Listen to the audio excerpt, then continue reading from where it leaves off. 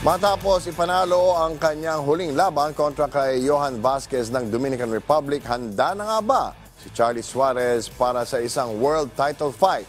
Yan ang sinagot ng kanyang kampo sa ulat ni Rafael Bandairel.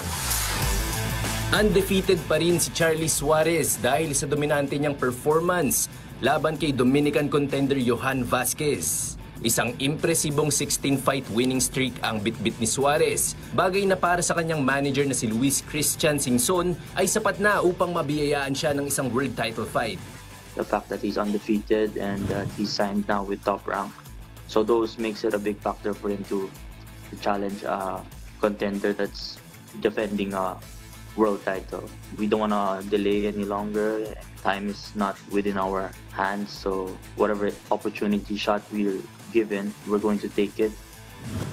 Kaya lang, kasalukuyang injured ang kamay ni Suarez dahil sa huli niyang laban.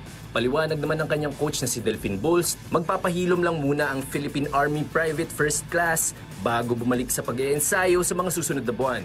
6 weeks na parang talaga nabawal siya isuntok. So kahit nagpas pa nga, kasi mag-start naman ng training Saturday, baka ito pang October, so malaki pa yung time na recovery ni Charlie. Pero pagbalik namin, hindi ko muna pepersahin yung yung kamay.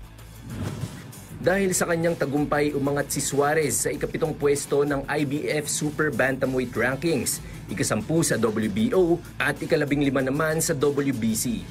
Rafael Bandairel, PTV Sports.